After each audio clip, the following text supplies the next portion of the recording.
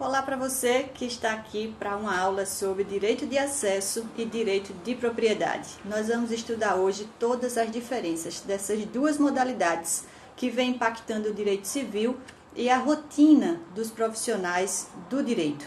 Você sabe qual é a diferença entre direito de acesso e direito de propriedade? Pois hoje é o dia de você tirar todas as suas dúvidas sobre isso. Você também vai saber na sua prática advocatícia como é que você vai se adaptar aos novos tempos, na redação contratual e principalmente no entendimento do que é essa nova estrutura que o direito propõe através dessas relações contratuais advindas da era do acesso. Então, vou dar aqui o meu boa noite para quem está chegando pontualmente comigo. Boa noite, meus amigos, sejam bem-vindos. Que galera legal está chegando por aqui. Josiane, Fernando, Verônica, Fernanda, sejam muito bem-vindos. Nossa aula de hoje está muito especial e nós vamos aprender tudo sobre a era do acesso com a diferença do direito de propriedade. E eu vou começar dizendo para você uma coisa muito fundamental para a gente compreender a aula de hoje. Para você entender a revolução que o direito de acesso causa no direito civil, você precisa fazer um paralelo com o direito de propriedade. Então, vamos dar uma volta lá pelo direito das coisas e pelos direitos reais especificamente, para que você tenha a base e que vai fazer um comparativo com o novo. Afinal, para que a gente entenda que algo é disruptivo ou inovador, a gente precisa entender como é o lado tradicional.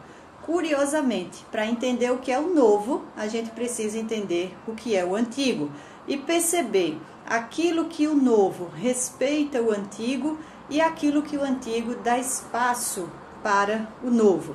É mais ou menos aquela música de Chico Buarque, apesar de você, amanhã há de ser um novo dia. Então, o que é o tempo passado prepara o tempo futuro, abre portas para o inovador. E a responsabilidade do inovador é respeitar a tradição, para que possa usar da experiência para se aprimorar com aquilo que traz de novidade. Então vamos lembrar um pouquinho do que é o direito de propriedade na sua estrutura e na sua função, para a gente entender o que é o direito de acesso e como ele vem romper essas bases estruturantes do direito de propriedade. E eu já digo para você, a era do acesso é a coisa mais revolucionária que a gente tem desde a Revolução Francesa. Ela muda completamente a nossa forma de enxergar o pertencimento, ou o aprimoramento, não, desculpa, a nossa forma de enxergar a apropriação de bens. Então, vamos lá para o modelo clássico que a gente aprendeu após a Revolução Francesa, que criou o Estado Liberal, e esse modelo de titularidade exclusiva que é a propriedade. Pois bem, quando a Revolução Francesa foi feita, ela tinha como parâmetro a Idade Média. E na Idade Média, a forma de apropriação de bem era de forma multiplicada. Como é que isso se dava? Sobre a mesma gleba de terra, e eu vou falar terra aqui porque a gente tinha uma sociedade eminentemente rural, essa gleba sofria várias apropriações. Desde o colono ou o enfiteuta que estava lá produzindo, o agricultor, até o senhor feudal, o conde, visconde ou marquês, quem seja o titular sobre aquela terra, o próprio clero, que recebia uma parte de tributo sobre ela, e por fim o rei, que era o dono supremo, o titular de todas as terras. Então, uma única gleba de terra sofria a incidência de múltiplas titularidades. O que é que o Estado Liberal fez após a Revolução Francesa? Simplificou esse modelo e disse o seguinte: essa titularidade múltipla não é justa. Cada pessoa tem que ter direito de apropriar-se de uma coisa, excluindo todas as outras pessoas. E aí nasce a primeira marca da propriedade moderna, que é a apropriação exclusiva de bens. O que é isso? A apropriação exclusiva de bens quer dizer que, na medida em que eu sou o proprietário, eu estou excluindo todas as pessoas que automaticamente se tornam não proprietárias. Então, olha que legal. Eu sou proprietária exclusiva e todos vocês se tornam automaticamente não proprietários. E esse modelo gerou todas as discussões dos movimentos sociais, da sociologia, se isso era justo. Afinal, um só podia ter e tantos outros não podiam sequer acessar esses bens. Na titularidade exclusiva, apenas o titular permite a entrada ou o ingresso ou o acesso de pessoas. A regra é sempre que ele não deixa entrar. Vocês já devem ter visto muito a expressão: isso aqui é uma propriedade privada, ninguém pode adentrar no meu recinto, só eu posso permitir o ingresso de pessoas. Então, essa é a marca da propriedade moderna. A primeira razão de existir dela é a exclusividade. E esse modelo em que uma pessoa é titular de um direito de propriedade, excluindo todas as outras, nos dá a segunda característica, que é a simplicidade, a simplificação. E simples aqui é para desfazer aquele modelo medieval, de que muitos titulares tinham acesso à mesma gleba de terra. Na propriedade exclusiva moderna, o modelo é simples, um titular para um direito de propriedade, ao contrário da Idade Média, onde eu tinha muitos titulares para o mesmo direito ligado ao pertencimento. Então, esse modelo perpetrou desde a Revolução Francesa até dias muito recentes, porque foi o final do século XX, a virada do milênio, que trouxe a era digital, que trouxe a globalização, a hiperconectividade, e tudo isso gerou um cenário que propiciou uma forma diferente de acessar os bens. E é aqui que a gente entra com o modelo mais revolucionário que se tem até hoje, que é o modelo de uma sociedade ou de uma geração que está aprendendo que não quer ser titular sobre bens. Se você pegar a juventude, os meninos numa média ali de 20 anos, eles já têm um discurso muito diferente dos pais em relação ao que eles não querem se apropriar. Eles já não têm o sonho da casa própria, como os nossos avós e os nossos pais. Eles já não têm o sonho da maioridade para receber aquele carro que ele vai ganhar de presente quando ficar maior de idade ou quando passar na faculdade, porque ele quer mais experienciar do que ser titular. Essa é a primeira marca disruptiva do direito de acesso. A pessoa não quer se apropriar exclusivamente de bens, porque ela acha muito pesado a vida cheia de bens corpóreos para guardar, para pagar tributos, para pagar despesas com conservação. A vida pode ser mais leve se você tiver a mesma experiência com os bens, sem necessariamente ser titular desses bens. Então, os exemplos estão soltos agora na nossa sociedade. Todos vocês que estão assistindo essa aula, com certeza, já tocaram nesses universos contratuais, nessas relações jurídicas que excluem a titularidade e o pertencimento e trazem apenas o acesso. Eu estou falando do Netflix, do Spotify, do Deezer. Deixa eu me lembrar aqui de outros exemplos. Vocês vão me lembrando aqui junto comigo nessa aula desses aplicativos que nascem na era digital. O cenário delas foi facilitado pelo cenário digital, mas ela propõe uma forma diferente. Olha, a experiência é assistir filmes, a experiência é ouvir música.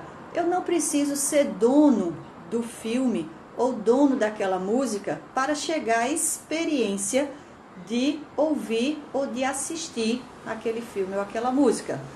Então, a troca parece justa para essas pessoas com essa nova mentalidade. Eu posso experienciar o que o bem traz para mim, abrindo mão da titularidade sobre ele. Então, isso me dá uma vida muito mais leve, porque eu não preciso ter estantes de livros empoeirados, estantes de DVDs, de CDs, ou então mesmo os pendrives cheios de MP3 que você mal sabe localizar as músicas. Então você pode ter as caixinhas dentro do seu celular, que são os aplicativos, e que você pode transportar de um lugar para outro no globo. Essa mobilidade é o que atrai essa geração que abre mão da titularidade para garantir a experiência do pertencimento. Então, até uma geração que está nessa época de transição, que é uma geração que já não é tão jovem, mas ainda não envelheceu completamente, já está abrindo mão dessa era da exclusividade, da titularidade única que exclui todas as pessoas. A onda, ou a palavra, ou a expressão da vez é compartilhar. A era do acesso é quem dá o fundamento estruturante para tudo que a gente tem lido sobre a economia do compartilhamento. Eu só posso compartilhar se algum proprietário me permitir o acesso. Então veja o exemplo do Uber, ou da Uber. Eu nunca sei se é o ou a, mas no mundo do empoderamento cada um é o que quer ser, não é? Então eu vou chamar que a empresa Uber permite que um proprietário permita o acesso de pessoas ao seu veículo para que possa deslocar-se de um lugar para o outro na cidade. E veja, você ainda vai dizer assim, mas Everilda, a pessoa está pagando por isso. Certo, mas de que adianta eu ter o dinheiro para pagar, a vontade de pagar, se o outro não me permite acessar? Então, o fato de ser remunerado não tira a disrupção desse modelo incrível trazido pela era do acesso. O importante é a experiência, é a permissão, é a possibilidade, o campo de possibilidades trazido por esse tipo de compartilhamento. Então, uma grande característica da era do acesso, em detrimento da propriedade, é que ela traz modelos inclusivos de experiência no uso dos bens. Vou repetir, a era do acesso promove modelos inclusivos na experiência do pertencimento. Então eu passo de muitos proprietários para um proprietário e muitos usuários. Os usuários somos todos nós que acessamos aquele acervo ou aquele bem que é de outra pessoa. Então, a inclusão é evidente, porque eu tenho um único veículo utilizado por muitas pessoas. Qual é o impacto que isso tem na vida do nosso dia a dia? O primeiro grande impacto é o da mobilidade urbana. A expressão, o impacto que se dá no coletivo é notório, porque você imagine 50 pessoas indo para o mesmo lado da cidade em 50 carros diferentes. E de repente, 5 carros rodando ao redor daquele período, da manhã ou da tarde, pode produzir a mobilidade dessas 50 pessoas com um único veículo no trânsito. Então, ganha a sustentabilidade, porque a emissão de poluentes é menor, ganha a ociosidade dos bens é diminuída radicalmente, porque você não vai ter muitos carros guardados em garagens. Hoje você já tem pessoas que não querem ter carro, elas usam exclusivamente a economia do compartilhamento e se deslocam através desses aplicativos. Então, no lugar de 50 carros parados em garagens, poucos veículos deslocando as mesmas 50 pessoas. Isso é muito ganho para o coletivo e uma disrupção enorme nesse modelo exclusivo de um proprietário. Se a gente imaginar e você observar de manhã quando você vai ao trabalho, a avenida em que você anda e que tem ali muitos carros, o que é que você percebe? Muitos carros com um único motorista, com uma única pessoa dentro dele.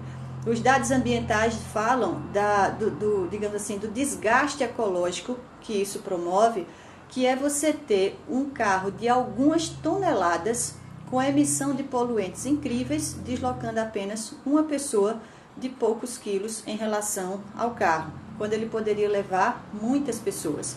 Então, essa inclusão no bem é o que marca a era do acesso. Então, eu tenho um proprietário para muitos usuários. Essa é a grande marca do direito de acesso. A segunda é que ele troca um titular por alguém que apenas acessa.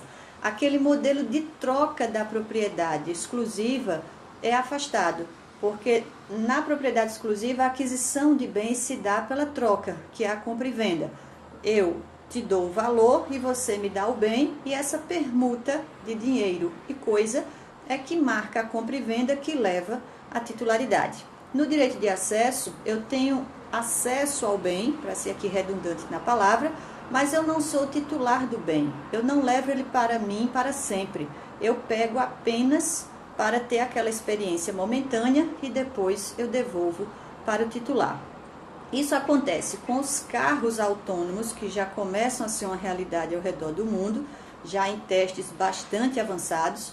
Isso acontece com o Uber, onde eu tenho lá um motorista para me ajudar nesse deslocamento. Então, essa marca da inclusividade, da sustentabilidade, da multiplicação de usuários ao redor de um proprietário são características essenciais da era do acesso. Eu vou até indicar para você um excelente livro que com certeza vai mudar a sua cabeça só na parte da introdução, porque a introdução do livro é belíssima. Se chama A Era do Acesso, de Jeremy Rifkin. É um livro que já tem poucos anos aí no mercado, mas ele é de uma atualidade extrema, porque ele vai explicando como está ficando démodé o pertencimento exclusivo. Nós estamos trocando a exclusividade pela inclusividade. Nós estamos trocando o único proprietário por muitos usuários. Agora você pode perguntar, mas será que a era do acesso vai acabar com a propriedade privada? Eu acredito que não. Até porque, para que muita gente acesse, eu preciso pelo menos de um proprietário. Então, os dois modelos vão viver harmonicamente, mas certamente nós teremos um impacto muito substancial na quantidade de pessoas na aquisição de bens. A aquisição de bens vai passar a ser um investimento para o mercado de trabalho, para as finanças, para uma renda própria e não necessariamente para a acumulação. Então, nós aprendemos desde cedo que nós devemos acumular os bens. Quanto mais bens eu tiver, mais status social eu terei. E isso está sendo trocado. Eu não preciso acumular bens. Isso está ficando démodé, segundo o Jeremy Rifkin. A moda agora é você apenas experienciar e não multiplicar a aquisição de bens. Ele até diz que essa era da aquisição tem tudo para se acabar. Eu acho meio difícil, porque você vai precisar realmente de alguns proprietários. Mas ele marca a palavra experiência como a palavra do século XXI. Nós vamos querer muito mais experienciar o pertencimento do que necessariamente acumular esses bens. Essa é a expressão. Vou até repetir para você. Nós vamos priorizar a experiência do pertencimento no lugar da acumulação de bens. Ele aposta que essa é a marca do século XXI. E eu acredito que nós vamos harmonizar essas duas formas de pertencimento nessa era moderna. Eu até pergunto para vocês agora, quem está assistindo essa aula aqui pelo Instagram, o que é que vocês acham? Vocês acham que a propriedade vai acabar ou ela vai viver harmonicamente com o direito de acesso? Enquanto isso, vocês vão me respondendo. Eu vou dar um oi aqui para quem chegou depois. Deixa eu ver aqui alguns nomes. Iracema, Marcelo, Freitas, Vladimir. Estou adorando os corações. Acho que vocês estão gostando desse tema, não é? Ele também é muito caro para mim. Foi uma base importante do meu doutorado. Quem quiser ler sobre o direito de acesso, pode acessar o meu livro, A Tutela das Multititularidades, onde tem um capítulo lá em que você vai entender como o direito de acesso é inovador em relação à propriedade privada. Então fica aqui o convite para você ler o meu novo livro, que é A Tutela das Multititularidades, pela editora Lumen Juris. Deixa eu ver aqui quem mais. Iracema, deixa eu ver aqui, Adriana. Aí, a Sueli já começou a responder que vai viver harmonicamente. Então, está concordando comigo, não é, Sueli?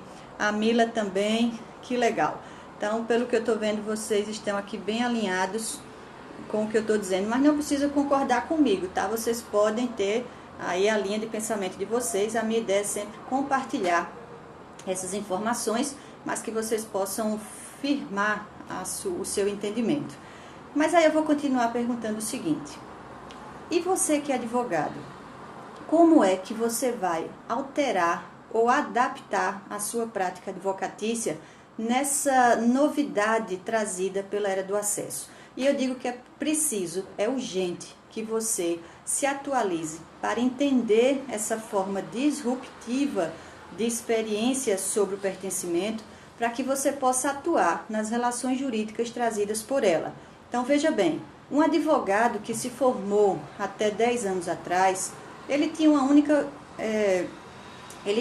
preocupação de aprender a firmar contratos de compra e venda, contratos de aluguel, termos de doação, aqueles modelos típicos que estão no direito contratual, lá no Código Civil. E de repente, ele pode trazer como cliente o dono de um aplicativo. Imagine que a empresa Uber precisou de um advogado para redigir o termo inicial e essencial dessa relação jurídica, que a gente vai chamar de termos e condições de uso. Esse documento, termos e condições de uso, é o documento fundamental nas relações da era do acesso, porque é ele quem vai dizer que você não é o titular, que você é apenas o usuário. E essa é a principal modificação na prática advocatícia. Todos os advogados que regem contratos a partir de hoje, quando lidar com uma relação trazida pela era do acesso, precisa colocar como uma cláusula muito clara, muito explicável e didática, de que não se fala de troca de bens. Não há ali compra e venda, mas apenas o acesso, que é o que você vai ver nos termos e condições de uso de um Spotify ou de um Netflix, por exemplo. Quando você estiver falando de coworking, que é um típico contrato onde as pessoas acessam a propriedade de alguém para trabalhar, essa expressão tem que estar muito bem firmada em um contrato. Então, você que é profissional do direito, vai advogar, vai redigir contratos, precisa estar afinado com essa nova modalidade para que você não deixe passar informações essenciais, para que o outro contratante não venha alegar depois que comprou o bem e quer a titularidade para ele.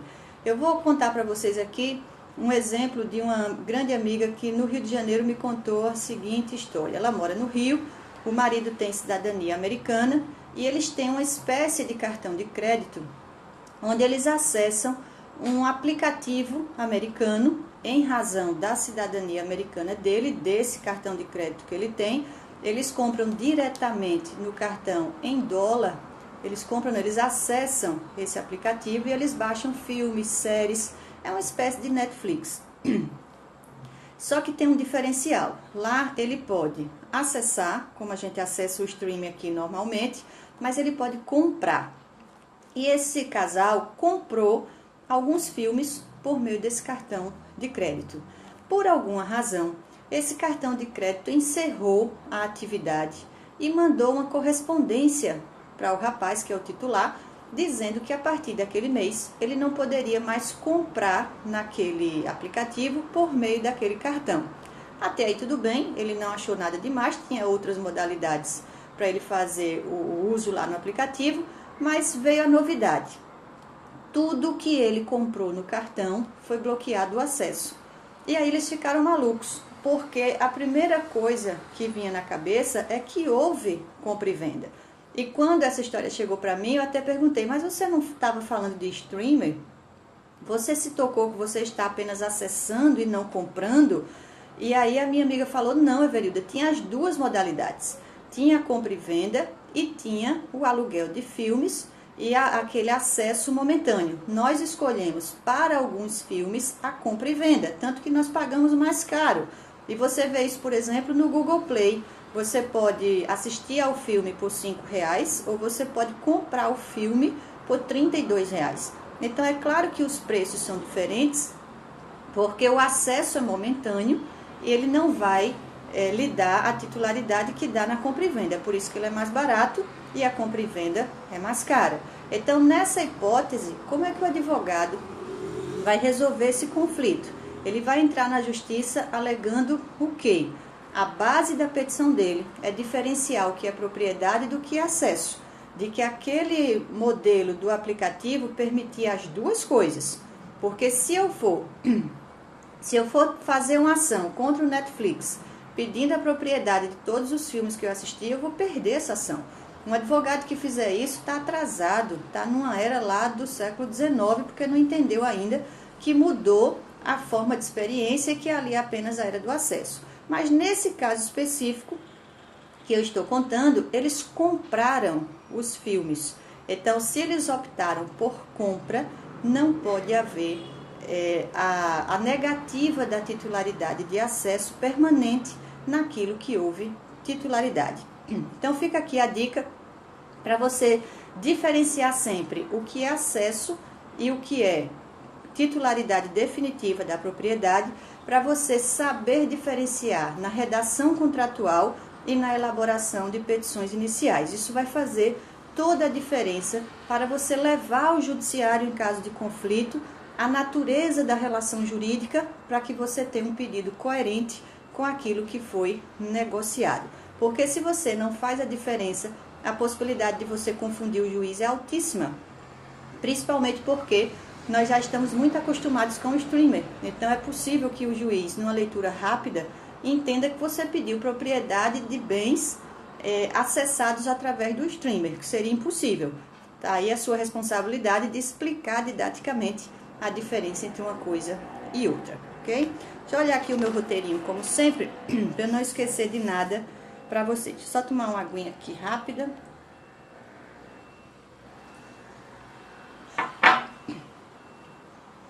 Fico falando demais aí, a garganta pede a conta, não é mesmo? Mas vamos falar de uma coisa importante. Se a base é o acesso do bem, será que esses bens são sucessíveis? A quem pertencem as músicas do iTunes, por exemplo, ou as músicas do Spotify? E eu não estou falando aqui das músicas que você apenas acessou com a sua conta de assinatura. Eu estou falando daquilo que você baixou. Aí a importância de você entender a diferença de acesso e propriedade, para você entender a titularidade exclusiva que leva aos contratos de compra e venda e as sucessões. E aí vem o caso do Bruce Willis, aquele ator famoso americano, que roda aí nas redes a notícia de que ele quer deixar todas as músicas que ele baixou no iTunes para os filhos. Ele quer deixar esse legado de uma playlist que marca a personalidade dele, e ele acha que é um jeito que ele vai se conectar com os herdeiros quando morrer. Só que o iTunes diz que ele tem apenas o direito de acesso à conta. E ele diz que não, porque se ele baixou as músicas, ele tem direito ao acesso e à titularidade sobre elas. A grande questão aqui é o seguinte: o iTunes funciona por uma assinatura que está vinculado ao seu uso de um smartphone específico da Apple. Se você para de usar esse aplicativo, se você para de usar esse telefone, esse modelo de telefone, você não tem acesso ao aplicativo iTunes e automaticamente as músicas que você tem. Então você, morrendo, pelo contrato que você tem com a Apple, você encerrou aquela relação jurídica. E ao encerrar aquela relação jurídica, você tem que apagar tudo que foi contratado. Essa discussão é interessantíssima, porque ela vai um pouco além do streamer por causa do download que você faz das músicas. Para o aplicativo, à medida que você faz o download, você quer apenas ouvir quando estiver offline. Mas a gente tem aqui a titularidade exclusiva. O download da música é uma compra e venda. Você paga pela música que você baixou. Normalmente nós pagamos $2, $5 por música, que isso revolucionou muito o mercado do entretenimento. Antes você tinha que comprar o disco de vinil, o CD com 12 músicas, porque você gostava daquela de sucesso. Hoje você pode comprar apenas a música que você gosta. Só que se você morre, o contrato está extinto. Então, ou seus herdeiros vão ter acesso à sua senha e vão usar o bem como se você estivesse vivo, mas a gente tem que avaliar aqui pela expectativa ou pela estrutura negocial. Se o titular do contrato morre, a relação contratual termina. Aí quem vai nos amparar? termos e condições de uso do contrato, que no Brasil vão ainda ser confrontados com o Código de Defesa do Consumidor. Então, certamente, se você conseguir provar que houve compra e venda no streaming, você tem propriedade exclusiva e pode exigir aqueles bens, inclusive para a matéria de sucessões. Mas eu vou herdar músicas? No caso do Bruce Willis, um site específico diz que ele já baixou mais de $40 mil em música. Então, é um patrimônio de qualquer forma, ou um patrimônio no mínimo sentimental para os herdeiros que querem ter acesso àqueles bens ou aquela lista, aquela playlist que vai lembrar o seu pai de onde ele estiver após a partida dele com a morte. Então, o streamer garante o direito de acesso, isso é uma coisa, mas o download garante propriedade. Então, pelo Código de Defesa do Consumidor, pela estrutura do pertencimento que nós temos no Código Civil, se você fez o download, é compra e venda, você poderia doar, vender, testar e deixar como herança. Se for compra e venda, você fez o download, isso é possível. Se foi apenas o acesso, você não pode ter titularidade exclusiva e, portanto, não poderia doar, contratar, compra e venda ou necessariamente deixar como herança. E aí, achou isso tudo muito louco ou tem coerência para você? Uma coisa é certa, isso já é realidade, são as discussões do momento e nós advogados precisamos estar muito preparados para entender a estrutura das coisas para poder trabalhar bem nos contratos e na interpretação dos casos concretos que nos levarão eventualmente ao Poder Judiciário. Então, eu espero que com a aula de hoje você já se sinta mais fortalecido para entender a diferença dessas duas modalidades ligadas ao pertencimento, à experiência de bens e que você se sinta mais seguro para advogar. Fica aquela dica dos 2 livros, o meu livro, A Tutela das Multititularidades e o livro A Era do Acesso, são 2 materiais que vão com certeza lhe dar um bom suporte para você começar bem a entender esse mundo da era do compartilhamento, que nasce necessariamente da era do acesso. Então, vejam, a redação dos contratos mudou, os efeitos contratuais mudaram, e aqui eu vou destacar uma coisa importante. A era do acesso não traz para a gente direito real, isso é uma coisa muito importante. Na propriedade exclusiva, você tem uma titularidade levada a registro em muitos desses bens.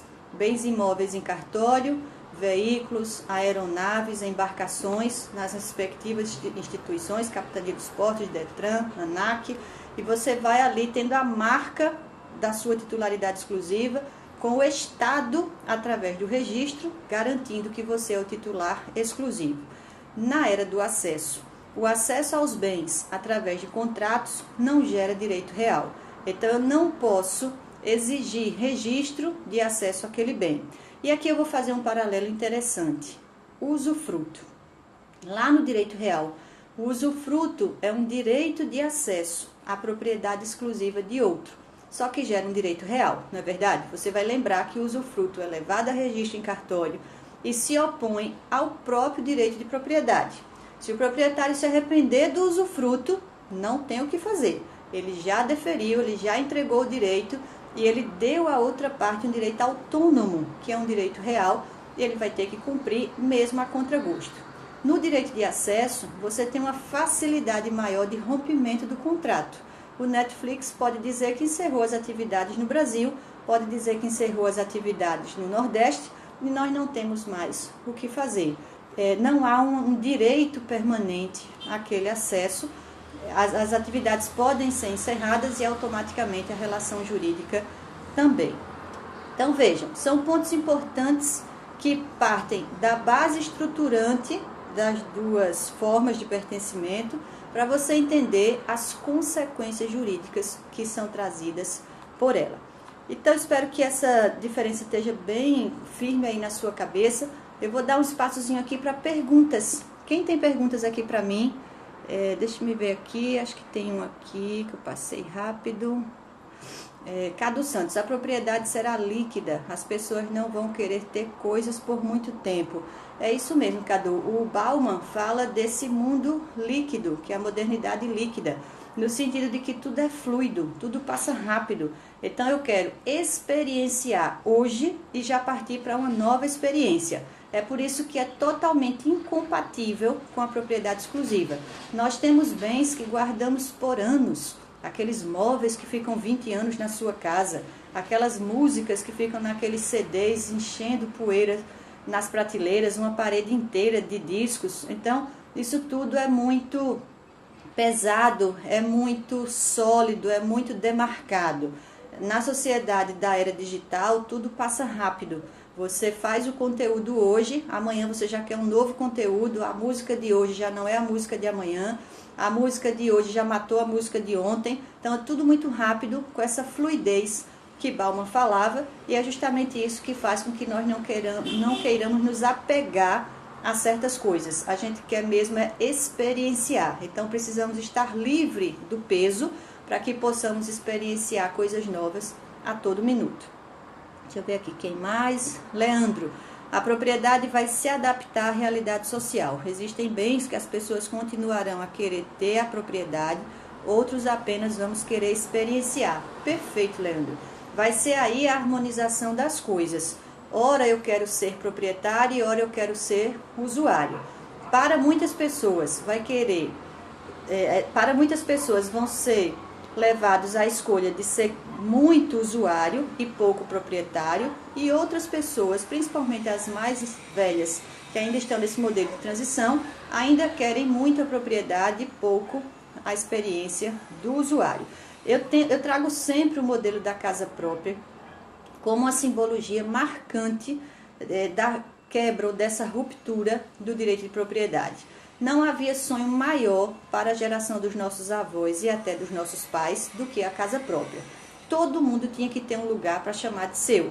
Esse avô e esse pai já tem um filho que não quer ter a casa própria. Ele quer viver de aluguel, de co-living, porque assim ele pode mudar de cidade à medida que o trabalho dele muda, e ele possa ter uma mobilidade maior do que ele ter que vender uma casa ou passar 30 anos com um financiamento. É mais fácil ele botar o dinheiro no banco para gerar renda e com uma parte ele pagar um aluguel e viver numa casa confortável que ele pode trocar com facilidade, que ele pode se deslocar, principalmente em virtude do trabalho, porque o modelo do trabalho, nós vimos isso aqui na aula passada, está mudando. As pessoas não querem mais viver 30 anos na mesma empresa, elas querem viver muitos projetos. E aí cada projeto num lugar diferente, numa empresa diferente, até numa cidade diferente ou num país diferente. Então a propriedade privada engessa você, porque o seu imóvel fica aqui fechado, pagando IPTU, condomínio e lhe dando gastos. Então é muito melhor você não ter propriedade privada e ficar apenas com o aluguel para que você tenha mobilidade. A indústria da construção civil já entendeu muito bem isso e por isso está falando em imóveis com multipropriedade para residências, que é a novidade aí do mercado, ou o mais disruptivo ainda, de você ter acesso a um imóvel da rede da construtora para que você possa usar o imóvel que você queira em qualquer lado da cidade ou até em cidades diferentes, você tendo apenas a titularidade sobre uma casa ou um apartamento e não especificamente você ter o titular exclusivo. Então, as possibilidades comerciais, contratuais, jurídicas, trazidas pela era do acesso, são interessantíssimas, curiosas e que mexem com as nossas caixinhas modeladas do direito civil. É por isso que nós precisamos estar preparados para redigir esses negócios, interpretar esses negócios e trabalhar bem com essas demandas trazidas na era moderna. Deixa eu ver se tem mais perguntas aqui. Deixa eu ver aqui quem mais. Ninguém tem mais pergunta para mim, então já posso encerrar. Aí o Alan já gostou do tema, que bom, Alan. Natália, estamos aguardando seu canal no YouTube. Tenho notícias para vocês. Estou preparando a chegada no YouTube. As próximas aulas certamente já vêm com novidade, então aguardem aí as minhas postagens, porque já estamos preparando as aulas no YouTube, graças aos pedidos de vocês. Eu tenho recebido muitos pedidos no direct, pedindo para essas aulas ficarem no YouTube, e eu já estou tratando disso. Então já vem novidade por aí, fica atento às postagens. Vamos ver o que aqui o Leandro está dizendo aqui. O problema é que teremos dificuldades para ter o autógrafo dos nossos autores preferidos. Ah, é verdade, Leandro, porque aí como é que vai ficar o autógrafo e a dedicatória no livro digital? Você trouxe uma excelente observação, porque vocês estão vendo aqui a minha estante aqui atrás, eu tenho uma seção apenas dos meus livros autografados e eles são assim um xodó para mim. Eu, para emprestar livro, eu já tenho o maior cuidado do mundo, imagina os meus livros autografados, e graças a Deus a minha prateleira tem aumentado muito, com muitos amigos ao redor do Brasil, e sempre com acesso a esses grandes doutrinadores, e tenho excelentes livros. No e-book, como é que a gente vai fazer para ter esse autógrafo? Acho que vamos ter que abrir mão disso, né? Aquele autógrafo que o artista dava pra gente e que trocamos agora pela selfie, nós vamos ter que arrumar aí uma nova modalidade de autógrafo. Talvez até no lugar do autógrafo, a selfie com o autor do livro, com o próprio livro na mão. Acho que esse vai ser a nova forma de autógrafo. Com certeza. Ok, gente. Então, isso era o que eu tinha para dizer para vocês. A nossa aula tinha o intuito de mostrar a diferença do direito de acesso para o direito de propriedade, e eu espero que você tenha entendido essa marca essencial. Direito de propriedade traz uma propriedade exclusiva, o direito de acesso traz uma titularidade inclusiva. A tendência é que eles existam harmonicamente, mas nós passamos necessariamente de uma sociedade de proprietários para uma sociedade de usuários. A marca da era contemporânea tem sido deixar em segundo plano a apropriação exclusiva de bens e trazer para o primeiro plano a necessidade ou a prioridade de experiência na apropriação ou no pertencimento. Então, propriedade e acesso são coisas diferentes que geram consequências jurídicas diferentes, e você que é profissional do direito tem que estar muito preparado para essa realidade, para saber redigir contratos, interpretar negócios jurídicos e levar com segurança ao judiciário as demandas que podem originar-se de eventuais conflitos. Então, espero que você tenha gostado dessa aula. Hoje eu vou encerrando por aqui. Aguardem novidades no YouTube, bem brevemente. E eu vou pedir, como sempre, que você curta e compartilhe essa aula com os seus amigos, com as pessoas que você acha que vão ter interesse nesse conteúdo.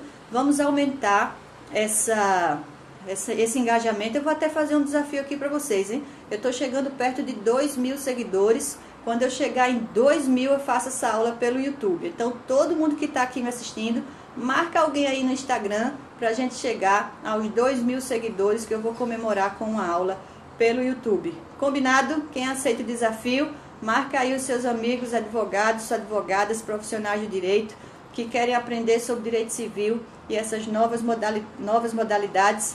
E fica aqui a minha promessa para eu fazer uma aula no YouTube e deixar lá gravada por mais tempo, para que vocês possam acessar, ok? Então, boa noite para vocês, espero que tenham gostado da aula de hoje. Curte e compartilha, e a gente se encontra na semana que vem com... Então, tá pausando aqui um pouquinho. Grande abraço e até